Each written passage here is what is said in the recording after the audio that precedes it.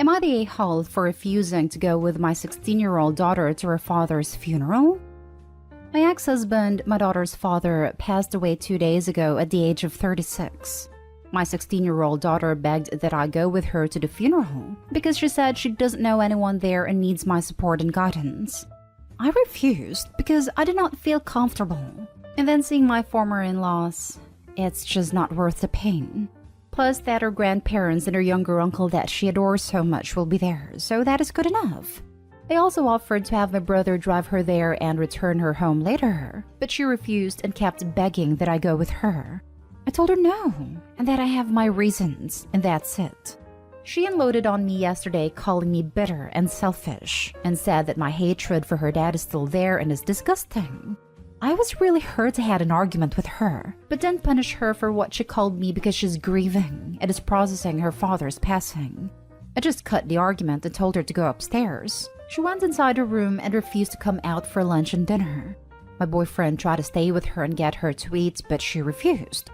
He told me later that this is obviously something my daughter is not dealing with properly, and suggested I just go to the funeral, because if I don't, then there will be lasting resentment from my daughter. I went to bed but couldn't sleep over this. I feel like just because she wants this doesn't mean I just go with it. I never push her to do anything she doesn't want to do. Edit. Just a minute for those who are suspecting that there's a girlfriend there that I don't want to see. No, nothing like that. My ex-husband never dated after me because he was dealing with multiple chronic conditions, which is the main reason for our separation. My daughter never wanted us to divorce and she blamed me when the courts granted me custody because her dad was not able to care for her. I don't hate my ex-husband. He's my daughter's father and losing him is devastating for me. That is why I wanted to grieve in peace. As for my in-laws, they resent me for initiating divorce in the first place and accused me of abandoning their son. Now for the top comments. You're the a-hole. That's your 16-year-old daughter.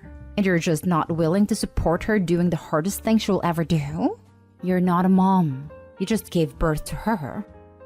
Something tells me once she turns 18, Opie won't be seeing a whole lot of her. I've read the edit, but in some sense that amplifies the issue because she's completely putting her grief before her daughter's. You're the a-hole. I understand that it will be hard for you, but it's harder for her. Her dad is dead, and she needs her mother. Step up. This is exactly it. This would be the last interaction you likely would have with your ex-husband's family. I think you can push through and be there for your daughter. She divorced him because he was sick. She doesn't want to face the in-laws because they know that when he needed her, she bailed. But now her daughter needs her, she's trying to bail on her. Seems like a pattern to me. You're the a-hole. This is not about you. This is about your daughter who wants your support at her other parents' funeral. What other moments will you miss because you refuse to be in the same place as her paternal family? Graduation? Her wedding? How many times in her 16 years have you forced her to choose between you? Get over yourself and go to the damn funeral. 100% agreed. My dad died when I was 20. My mom didn't take me to the hospital when we found out he'd been taken there. I didn't know he was already dead. My best friend's mom did. My mom never offered to drive me to my grandparents where the funeral was. I had to get a ride from a family member. I didn't have a car or license. Zero support from my mom. My parents had been split up for a long time but were civil. There was no reason at all, except my mom won't deal with emotionally hard situations, and I get to suffer the consequences. It's a pattern. And as an adult, I don't really want to have a relationship with her as a result because she's too emotionally stunted to deal with her own crap. Next story. Am I the a-hole for visiting my late husband's grave every month with my kids? Plus little update. I, 31 female, lost my ex-husband 2 years ago. We were married for 5 years before he passed away due to cancer. He has given me 2 beautiful kids, twins, both 6 years male. After his passing, initially, I used to visit his grave every week, and I used to sit there with my sons, bring him flowers. My kids would often make cards. But then it became a monthly routine. The kids would get excited visiting daddy. I have already had a talk with my kids about their father passing, about why they don't see him around. Then I met John, 36 male, last year. I wasn't looking forward to dating anyone honestly, but he made me feel safe. gave me the space to grieve about my ex, and he was great with the kids. He proposed to me 2 weeks ago. I was overjoyed, and so were the kids. They love him so much. Yesterday, the kids and I were going out to visit my ex's grave as we do every month. My fiancé seemed like he was upset about it, but didn't say anything when we were leaving. I asked him if he wanted to come, and he said no. Cut to yesterday evening, when we were having dinner and the kids were talking about how they told their daddy about John. He again seemed upset and changed the topic. When we were going to bed, I asked him again. He said that he was the kid's dad now, and he feels left out when we go to my ex's grave. I told him that he can come along, even pointed out that I did ask him if he wanted to that day. I have also asked him if he wanted to previously. He said I'm creating an unhealthy attachment for the kids with someone who's not even there, and that I have an unhealthy attachment to my ex-husband. I told him that he knew what he was getting into, and this wasn't an unhealthy attachment. The kids deserve to know who their father was. And just because he's their father doesn't mean that John can't be theirs too. It's not a competition, and he shouldn't treat it that way. He slept on the couch on his own accord yesterday night and hasn't spoken to me since. Am I the a-hole for bringing my kids along to their late father's grave? I feel like I might be the a-hole for making my fiancé feel excluded. And he might be the a-hole for making this a competition between him and my ex. Edit. I'm sorry for causing any confusion by calling him my ex-husband. We were married until he passed away. I meant my late husband. Not the a-hole. Getting married to you doesn't make him their dad. And there's nothing unhealthy at all over them mourning their loss. And likewise for you. He's an a-hole, plain and simple. Thank you. He's literally making it seem that now that he is here, they don't need their dad anymore, which is just so weird to me. He's acting as if he's in competition with the dad's spouse, and that's not healthy. Maybe counseling will help him sort out his feelings. Your deceased husband isn't going to be replaced like he's a puzzle piece, and John needs to understand that. True. Please don't marry him until this is resolved. And have a conversation about keeping the kid's last name, or for this to become a conversation when the kids are 16 and can choose for themselves, although they should keep their late father's name in my opinion. Not a-hole. He is for basically saying you and your children are no longer able to visit the grave of their dad because he's now in the picture. He isn't his replacement. You welcomed each other into each other's lives, and him wanting to spend the rest of your lives together means he has to accept some of your past will be a part of your future together. Exactly, and we've had that discussion before. I told him that my ex-husband will always be a part of my life, especially since we have had kids together, but it's not like John is less important. And I do intend, and having kids with John too. But now I'm worried he'll treat my kids from my previous marriage different from the ones we might have later just because he pulled this move. It's quite insulting to you as his partner to disregard the thoughts and feelings of yourself and your children. It makes me feel he doesn't fully understand the loss and grief you guys are going through. And instead of talking about that with you, he's instead acting out and taking it out on you instead. I know this might be difficult to hear, but if you're feeling that way with future kids, it may be an idea to rethink if this is a man you want to marry. Yes, I am starting to feel that he doesn't understand it either. He did earlier, or pretended to. Some people on this thread said this is a sign of mistreatment, but now I'm rethinking everything that he might have pretended to be. Definitely reconsidering marriage. Now for the little update. I am overwhelmed by everyone's responses and I'm reading all of them. Sorry if it takes time to reply.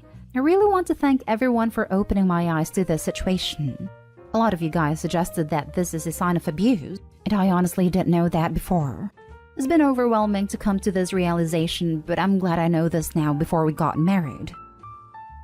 Next story is titled, Am I the a-hole for calling my friend an idiot for wanting a maternity test? My friend Dan recently found out he might be a father. I say might, because the girl he's been having an off/on relationship with, Kara, is pregnant, and he's not sure if he's the dad. She offered to get a paternity test once the baby is born, and doesn't expect any kind of support until they find out if the baby's his. He's on board with that, and appreciates that she's not pushing him into fatherhood if the baby isn't his. The issue is that when he was talking to me about it, he also said he wants to get a maternity test done to make sure the baby's hers.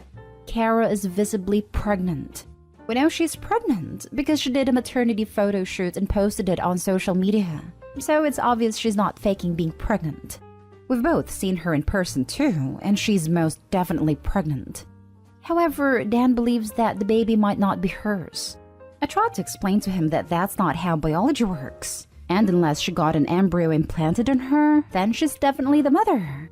She's a waitress and works for minimum wage plus tips, so I doubt she has the money to afford an embryo implantation.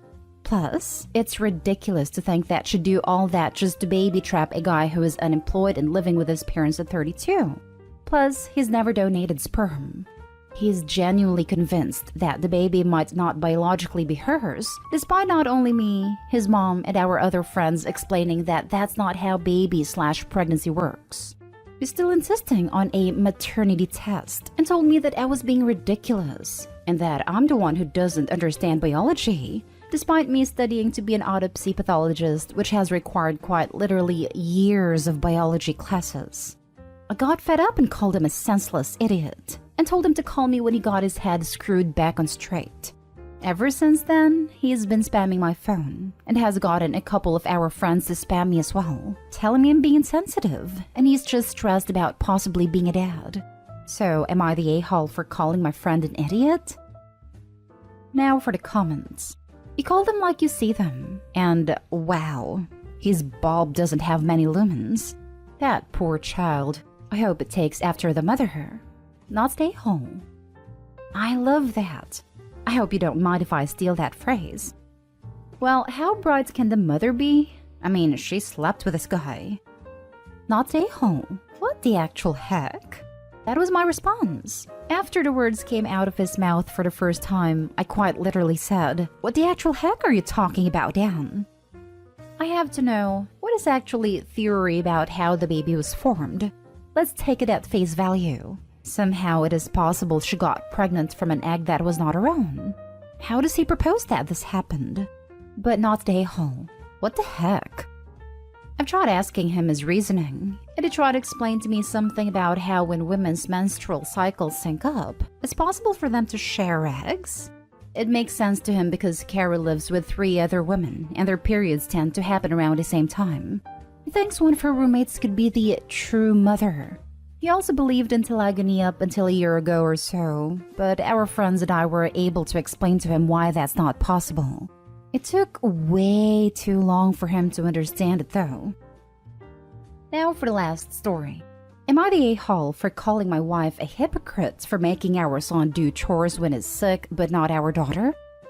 My wife, 43, and I, 41, have 2 kids. A 16-year-old son from a previous relationship of mine, and a 14-year-old daughter. My son has been living with us full-time since he was 4. To the current issue. My son has been suffering from cluster headaches for about 1 year now. They run in my family. He gets them every other month. Yesterday, he got hit by one again while I was at work and my wife was home. When I got home in the afternoon, I found my son in the driveway carrying pots of plants inside. My wife loves everything that has to do with gardening and plants and regularly buys new ones. Or rather attempting to. He was visibly in pain. Pale, moving slowly, the typical watery eye, etc. When I asked him what he was doing, he told me my wife had told him to help her move those. But I didn't think he was in any condition to do so and sent him inside and to bed. I got inside and confronted my wife with it, and she immediately got mad at me, saying it wasn't a big deal for him and that she had him take one of his pills. They help but can only do so much. So I reminded her that she lets our daughter stay home from school for 2 days every month and frees her of any chores when she's on her period. It is essentially being a biased hypocrite. We argued for a while, and she said I'm undermining her authority, but I insisted on leaving our son alone for the day and carry the plants inside myself, which I'd done anyway had she just waited for me. Just to clarify, I don't interfere with my wife keeping our daughter home when she's not well. If she says that's necessary, then it's fine with me. I'm also not asking what is worse, but I don't think it was okay for her to make our son do this when he was in a lot of pain and basically grimacing with every movement. She also knows that he's not that great at standing up for himself. But am I the a-hole for that argument? As a person with headaches and period pain, your wife is an a-hole. Not an a-hole. Yep, same. I get bad period cramps and backache, but it doesn't even compare to the massive headaches I get.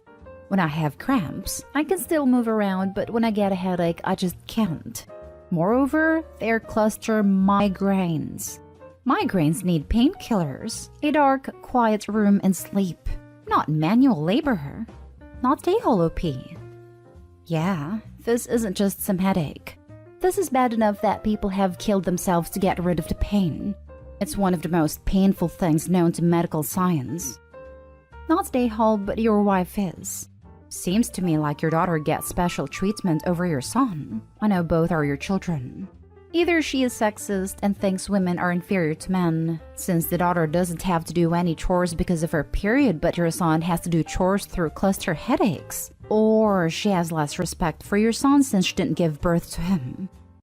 Oh, I didn't catch she was the stepson. Yep, that could be a factor too. Not a-hole. You should probably investigate in what other ways your wife is actively mistreating your son. Hey, thank you. About my son and wife's relationship in the past, she's always been an important figure in his life, as it was very hard on him to lose his bio mom so early. She got really sick shortly after his 4th birthday and has been unable to care for him since. My wife made effort to be a good stepmom to him. However, she did get stricter on him as he became a teenager. She has experienced some bad stories about kids turning their backs on step-parents in her family. We talked about this a lot and even did counseling for a while, which helped the issue. That being said, I was caught off guard and extremely shocked when I heard what my wife had made him do while he was unwell. I'll definitely investigate now. We have a small vacation house. I'm thinking about taking him there for the weekend. I don't know, he usually tells me things.